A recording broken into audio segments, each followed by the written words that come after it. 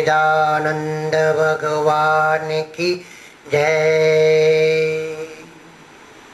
आदरणीय वंदनीय गुरुजन और जनता जनार्दन के रूप में आई हुई सभी पुण्य आत्माओं को नमस्कार करते हुए आज के सत्संग का शुभारंभ करेंगे।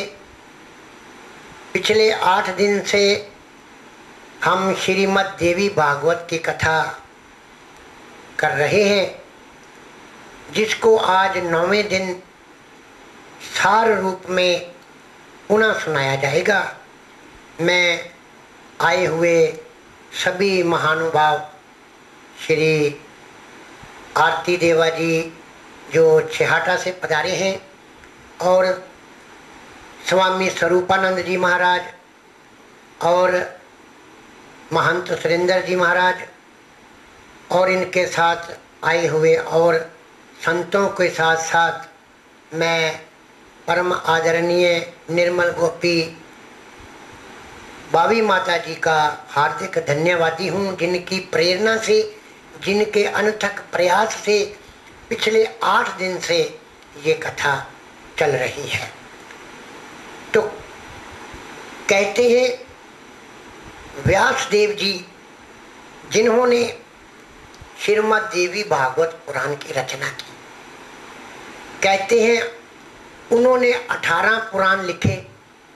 ब्रह्म पुराण, पद्म पुराण, वैष्णव पुराण, वायव्य पुराण, भागवत पुराण, नारद पुराण, मार्कंडेय पुराण, अग्नि पुराण, भविष्य पुराण, ब्रह्म वैवृत्त पुराण, लिंग पुराण, वराह पुराण, स्कंद पुराण, वामन पुराण, कूर्म पुराण, मत्स्य पुराण, गरुड़ पुराण और ब्रह्मांड पुराण।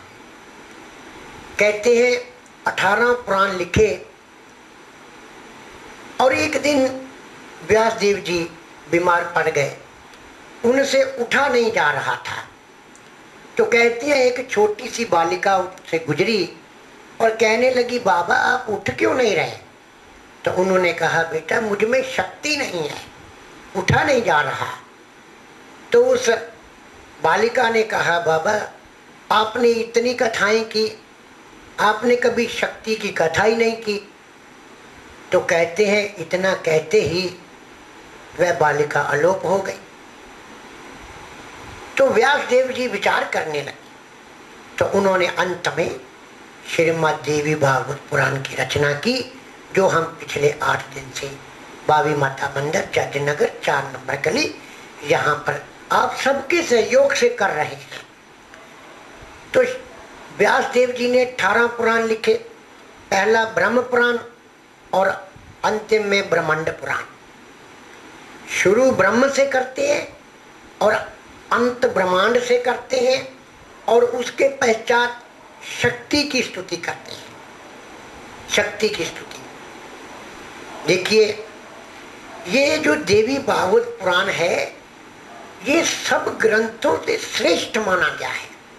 जैसे नदियों में गंगा पवित्र है, श्रेष्ठ है, देवताओं में शंकर श्रेष्ठ हैं और काव्यों में रामायण श्रेष्ठ है और ग्रह नक्षत्रों में सूर्य सबसे श्रेष्ठ है और अलादिकों में शीतलता प्रदान करने में चंद्रमा सबसे श्रेष्ठ माने गए हैं और क्षमाशीलों में पृथ्वी, धरती माता सबसे श्रेष्ठ मानी गई है और गंभीरों में सबसे श्रेष्ठ सागर को माना गया है और मंत्रों में सबसे श्रेष्ठ मंत्र गायत्री मंत्र है। और ऐसे ही पुराणों में सबसे श्रेष्ठ श्रीमद् देवी भागवत पुराण है, जिसमें शक्ति की कथा है। 400-500 साल पहले मीरा आए, कबीर जी आए, गुरु नानक देव जी महाराज आए, दादू दयाल आए, अनेक संत आए। और पीछे चलो, द्वापर में भगवान श्री कृष्ण आए। और पीछे चलो, त्रेता में रामचंद्र जी आए। और पीछे चलो, सतयुग में भगवान ने अनेकों अवतार लिए, नरसिंह अवतार, कश्यप अवतार, मोहनीय अवतार।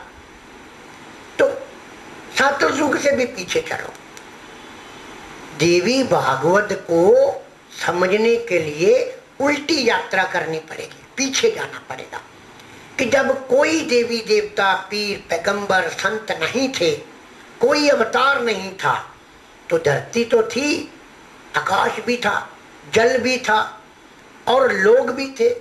उस समय कौन सी शक्ति ने ये ब्रह्मांड बना दिया, धरती बना दी, पानी बना दिया, आकाश बना दिया। सब अवतारों को देवी देवताओं से आने से भी पहले जो निराकार निरंजन शक्ति विराजमान थी, वो निराकार है। हम उसकी कथा कर रहे हैं। देवी भागवत कहते हैं अनादि काल में जो ब्रह्म ऋषि थे सतयुग से भी पहले, वो इकट्ठे हुए और उन्होंने मंत्रणा की कि सृष्टि को, इस ब्रह्मांड को बनाने वाली जो शक्ति है वह स्त्री है कि पुरुष है। तो कहते हैं उन्होंने बहुत गहन विचार करने के बाद निर्णय निकाला कि संसार को उत्पन्न करने वाली, ब्रह्मांड को उत्पन्न करने वाली जो निराकार शक्ति है वह स्त्री है, औरत है। तो उन्होंने उसको देवी माना, क्योंकि उत्पन्न करने की शक्ति स्त्री में है, पुरुष में नहीं है। तो उन्होंने उस निराकार निरंजन विभु कूटस्थ तटस्थ जो अनादि तत्व शक्ति है उसको देवी रूप में माना। तो व्यास जी महाराज उस निराकार निरंजन शक्ति की उपासना करते हैं। तो कहते हैं एक बार सूत जी के पास बहुत से ऋषि आए और उन्होंने कहा कि हे गुरुदेव, कोई ऐसी कथा सुनाओ जिससे भक्ति, शक्ति और मुक्ति तीनों प्राप्त हो। तो कहते हैं सूत जी ने उनको श्रीमद् देवी भागवत पुराण की कथा सुनी। तो कथा सुनने से पहले उन ऋषियों ने सूत जी से प्रश्न किया, क्या कि इस पुराण को पढ़ने से क्या लाभ मिलता है, इस पुराण को किस किस ने सुना है और इस पुराण को पढ़ने की सुनने की विधि क्या है। तो सूत जी ने बड़े प्रेम से उन सबको बताया कि देवी भागवत सुनने से क्या उपलब्धि होगी।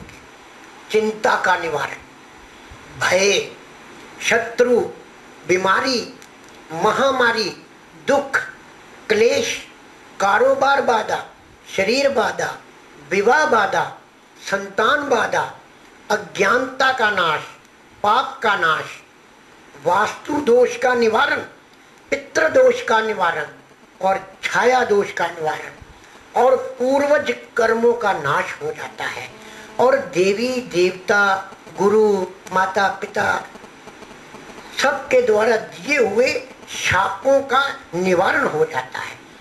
और तो और देवी भागवत पुराण श्रवण करने से, पढ़ने से तंत्र मंत्र प्रयोग से निवृत्ति हो जाती है।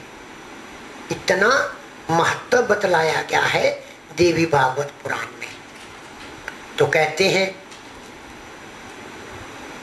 तो ऋषियों ने कहा कि हे गुरुवर, इससे लाभ तो हुआ, परंतु इसकी उत्पत्ति कैसे हुई।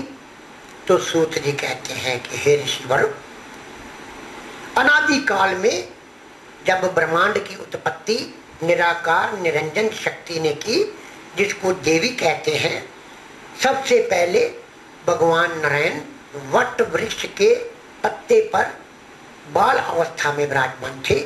तो आकाशवाणी के द्वारा सर्वप्रथम भगवान नारायण ने देवी भागवत का श्रवण किया। उसके बाद ब्रह्मा जी ने 100 करोड़ मंत्रों के साथ, श्लोकों के साथ इसका वर्णन किया।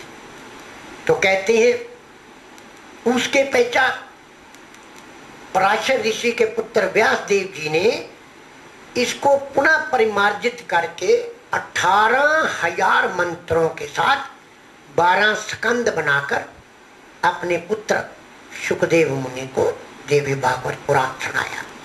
इतनी पुरानी महानता है इसकी। तो सूत जी कहने लगे कि हे ऋषिवरों, देवी भागवत पुराण सुनने से शरीर की शक्ति, प्राण की शक्ति, मन की शक्ति, आत्मा की शक्ति, बुद्धि की शक्ति, धन की शक्ति, परिवार की शक्ति, संतान की शक्ति, समाज की शक्ति, राजनीतिक शक्ति, योग शक्ति, भोग शक्ति, काम शक्ति, ध्यान शक्ति, अलौकिक शक्ति और सृजनात्मक शक्ति, इतनी शक्तियों का विकास जीव के अंदर होता है जो इस देवी भागवत पुराण की कथा सुनता है। तो बड़ी महानता है। तो कथा के साथ साथ भजन भी करेंगे और सभी साथ दीजिए और देवी की महिमा का गुणगान कीजिए। सबसे है सुंदर देवी भगवत पुराण, सबसे है सुंदर देवी भगवत पुराण। व्यास देव ने लिखी है कथा ये महान, सबसे है सुंदर देवी भगवत पुराण, सबसे है।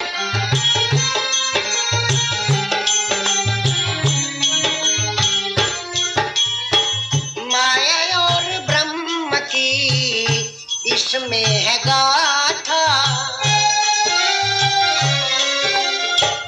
माया और ब्रह्म की इसमें है गाथा। निराकार साकार जगदम्बे माता, देवी भागवत से मिट जाए अज्ञान। सबसे है सुंदर देवी भगवत पुराण, सबसे है सुंदर देवी भगवत पुराण।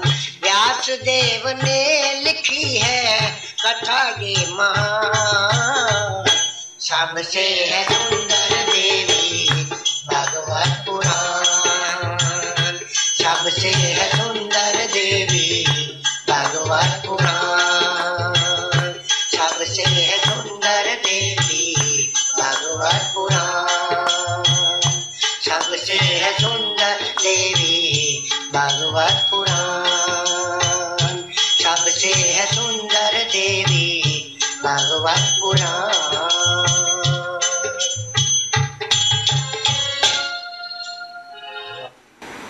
तो सबसे सुंदर देवी भागवत पुराण, इसमें निराकार निरंजन परमेश्वर की कथा है जिसको देवी रूप में माना गया है।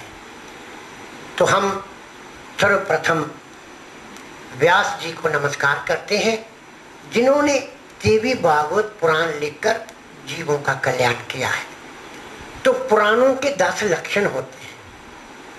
पहला है सर्ग, जिसमें सृष्टि की उत्पत्ति के बारे में बताया जाता है।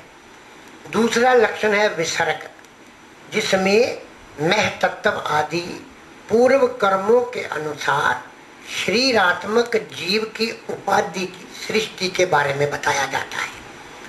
तीसरा लक्षण होता है वृत्ति, जिसमें जीवन सामग्री, जीवन की निर्वाह की सामग्री के बारे में बताया जाता है। और चौथा लक्षण है रक्षा, जिसमें पुराण ये कहते हैं कि भक्तों की रक्षा करने के लिए वह निराकार निरंजन शक्ति अनेकों रूप में अवतार लेकर आती है। पांचवा लक्षण है मनवंतर, जिसमें एक समय को मनवंतर कहा गया है, जिसमें मनु देवता, मनु पुत्र, सप्तऋषि और भगवान के अंश अवतारों का वर्णन होता है।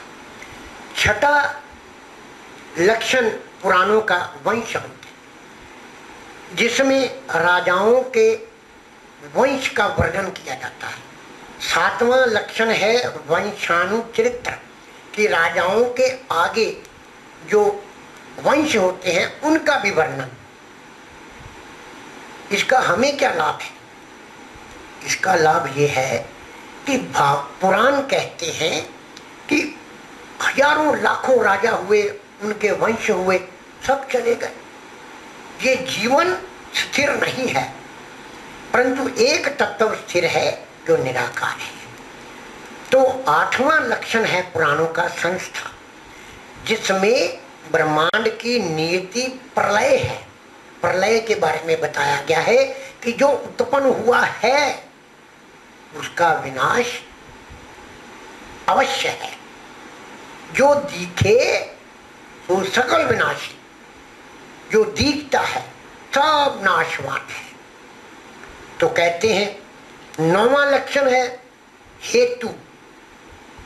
हेतु है जीव, कि ये जो पुराण रचे गए हैं किसके लिए? जीव के लिए। और जीव की 3 अवस्थाएं पुराणों में बताई गई हैं, जागृत, स्वप्न और सुषुप्ति। और एक चौथी अवस्था है तुर्या। ये पुराण जीव को चौथी अवस्था से जोड़ देते हैं, तुर्या अवस्था से। और इन सब से परे एक अवस्था है स्थिति, और जीव को उसमें स्थित कर देते हैं। और 10वां लक्षण है उपाश्रय, कि वह उपाश्रय, कि जिसके आश्रय पर, जिसके आश्रय पर ये शरीर टिका हुआ है, प्राण टिका हुआ है, मन टिका हुआ है, बुद्धि टिकी हुई है, ये धरती टिकी हुई है, सूर्य चांद सितारे किसके आश्रय टिके हुए हैं, वह जो 10वां लक्षण है उसका निरूपण करने वाला ग्रंथ ये देवी भागवत ग्रंथ है, जिसकी हम पिछले 8 दिन से कथा कर रहे हैं और आप लोग प्रतिदिन आकर सुन रहे हैं। तो क्या आप सबको इस देवी भागवत पुराण सुनने का पूरा लाभ मिलेगा? तो ऋषियों ने सूत जी से प्रश्न किया इस ग्रंथ की उत्पत्ति के बारे में, और फिर प्रश्न किया कि इस ग्रंथ को किस किसने सुना है। तो सूत जी कहने लगे कि कंस ने अपनी बहन और बहनोई देवकी और वासुदेव को कारागार में डाला और उनके एक एक करके 6 बच्चे मार डाले। तो कहते हैं जेल में वासुदेव के गुरु गर्ग ऋषि आए। तो वासुदेव ने कहा कि गुरु जी मेरे दुख का निवारण कब होगा? तो कहते हैं वासुदेव जी को गर्ग ऋषि ने कहा कि हे वत्स, आप श्रीमद् देवी भागवत पुराण का अनुष्ठान करें तो आपके दुख का निवारण होगा। तो वासुदेव बोले कि गुरुवर, मैं तो जेल में हूँ, मैं कैसे कर सकता हूँ, और कंस का 24 घंटे पहरा है, तो कृपया करके आप मेरे नाम से अनुष्ठान करिए। तो कहते हैं गर्ग ऋषि ने विंध्याचल पर्वत पे जाकर 9 दिन तक देवी भागवत का अनुष्ठान वासुदेव के नाम से किया और उनके सभी दुखों का निवारण हुआ और वहां कृष्ण जी का जन्म हुआ और सभी बंधनों का नाश हो गया। तो ये देवी भागवत पुराण एक संदेश दे रहा है, क्या कि जो व्यक्ति संकट में है उसके घर वाले, भाई बंधु, रिश्तेदार, मित्र उसके नाम से अनुष्ठान कर सकते हैं। ये देवी भागवत पुराण प्रेरणा दे रही है। तो कहते हैं श्री कृष्ण जब बड़े हुए तो एक भोजवंशी राजा थे सत्यराजित, उन्होंने भगवान सूर्य का बहुत बड़ा तप किया। तो कहते हैं सूर्य भगवान प्रकट हुए और उनको समंतक मणि भेंट की। वह मणि जिस देश में प्रांत में रहती थी वहां अकाल नहीं पड़ता था, और उसकी एक खूबी ये थी कि प्रतिदिन 8 किलो सोना भी मणि से निकलता था। जब श्री कृष्ण को पता चला तो वह सत्यराजित के पास मणि लेने गए, तो उन्होंने मणि देने से इनकार कर दिया। तो कहते हैं कुछ समय बाद सत्यराजित का भाई मणि गले में धारण करके शिकार को गया तो जंगल में एक शेर ने उसको मार दिया। तो दूसरी तरफ चारों ओर खबर फैल गई कि श्री कृष्ण ने मणि लेने के लिए ये कांड कर दिया है। तो अपने ऊपर आरोप को निराधार साबित करने के लिए कहते हैं श्री कृष्ण वन को गए। तो देखते हैं कि सत्यराजित का भाई मरा पड़ा है और पास ही कुछ पैरों के निशान एक गुफा की ओर जा रहे हैं। तो श्री कृष्ण अपने साथियों को वहां रोककर गुफा में गए। तो वहां जामवंत नाम का एक रीछ रहता था। तो श्री कृष्ण ने देखा कि जामवंत की पुत्री जामावंती मणि से खेल रही है। तो वहां पर 27 दिन तक जामवंत से श्री कृष्ण का युद्ध हुआ। तो कहते हैं इतने दिन इंतजार करने के बाद साथ गए लोगों ने देखा गुफा से खून आ रहा है। तो वह डर गए।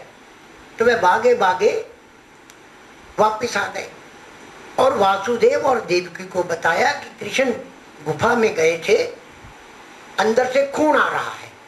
तो कहते वह घबरा गए।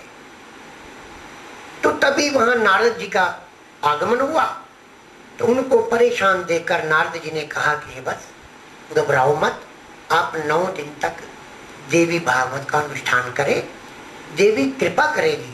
तो कहते फिर वासुदेव और देवकी ने 9 दिन देवी भागवत का अनुष्ठान किया और उधर जामावंत को देवी भागवत के अनुष्ठान से पूर्व स्मृति लौट आई।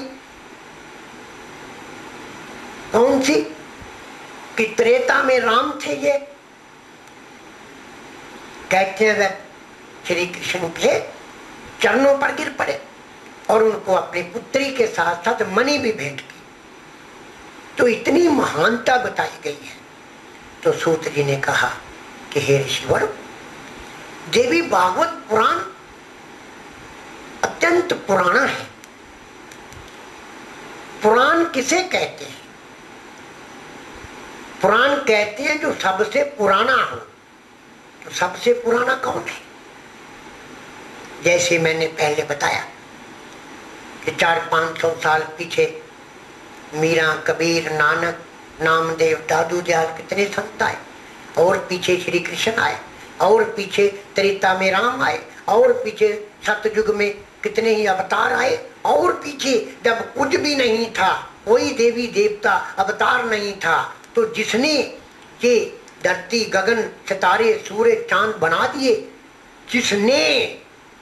जिसने बना दिए वो सबसे पुराना है। तो हम उसकी कथा कर रहे हैं, पुराणों में उसी की कथा है। तो देवी भागवत पुराण सबसे पुराना है। तो अगस्त ऋषि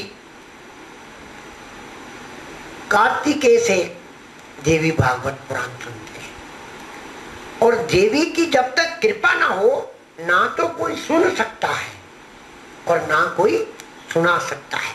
सूत जी ऐसा बताते हैं कि जब तक देवी की कृपा ना हो, ना कोई सुन सकता है, ना कोई सुना सकता है। अगर सुन ले तो इसमें छिपे हुए गूढ़ रहस्य को नहीं जान पाता। तो श्राद्ध देव एक राजा थे। तो वह वशिष्ठ मुनि के पास गए और कहने लगे कि गुरुदेव, मेरे घर पुत्र नहीं है। तो कहते हैं वशिष्ठ मुनि ने पुत्रेष्टि यज्ञ किया, और जब यज्ञ में अंतिम आहुति देने का समय आया तो श्राद्ध देव ने पुत्रो दियताम की जगह पुत्री दियताम कह दिया।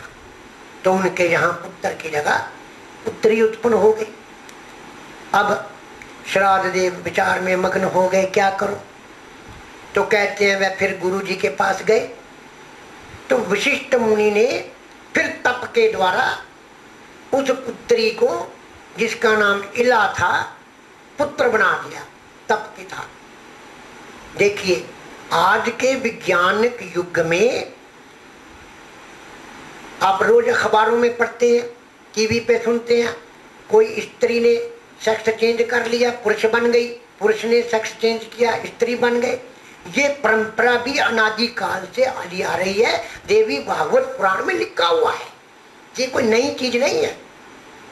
तो वशिष्ठ मुनि ने अपने तप के बल से इला नाम की कन्या को पुत्र बना दिया और उसका नाम सुदुम्मन रख दिया।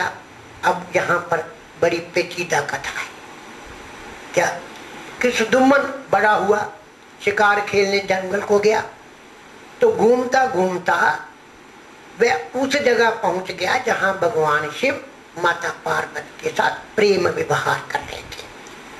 तो पुरुष को देखकर माता पार्वती ने शाप दे रखा था कि जो भी इस वन में आएगा वह स्त्री हो जाएगा। अब देखिए सुदुम्मन फिर स्त्री बन गया। अब श्राद्ध देव पुनः वशिष्ठ मुनि के पास पहुंचे कि महाराज क्या करूं।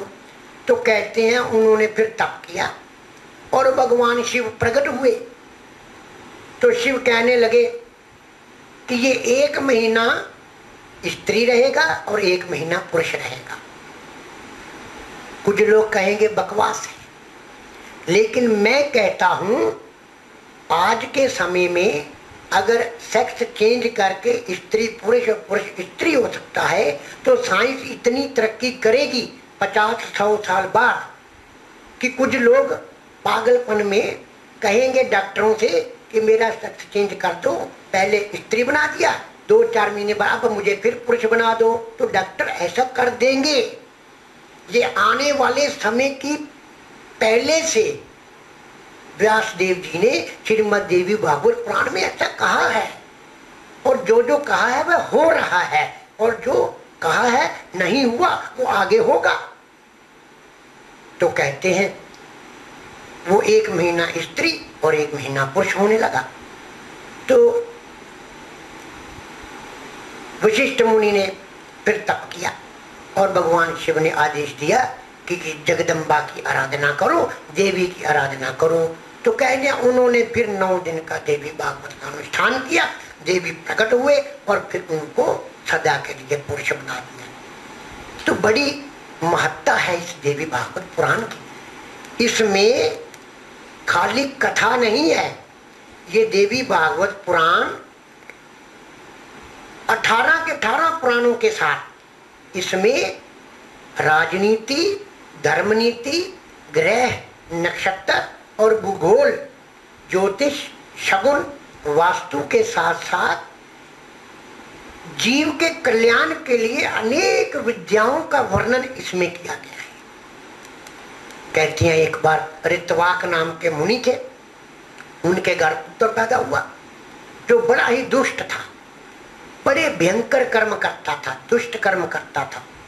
ऋषि बहुत दुखी हुए, वह अपने गुरु के पास गए, जाकर निवेदन किया कि गुरुदेव मेरा पुत्र किस कारण से ऐसा निकला। तो ऋषि ने, गर्ग ऋषि ने अंतर्ज्ञान होकर बताया कि हे ऋषिवर, आपका पुत्र गंडमूल नक्षत्र में पैदा हुआ है, ये उसी का प्रभाव है। आप 9 दिन देवी भागवत का अनुष्ठान करो, सब ठीक हो जाएगा। तो कहते हैं ऋत्वाक मुनि ने देवी भागवत की कथा का अनुष्ठान किया और कुछ समय पश्चात धीरे धीरे उनका पुत्र ठीक हो गया। तो पूर्व जन्म के कर्मों को भी ठीक करने वाला एकमात्र देवी भागवत पुराण है, जो आप पिछले 8 दिन से सुनते ही हैं। मैं निर्मल गोपी भाभी माता जी का बहुत आभारी हूँ, जिनकी प्रेरणा से आपके नगर में, आपके मोहल्ले में, इस मंदिर में देवी भागवत की कथा करने का मौका मिला और आप सब ने साथ दिया। कितना 8 दिन से कितना आनंदमयी माहौल बना हुआ है।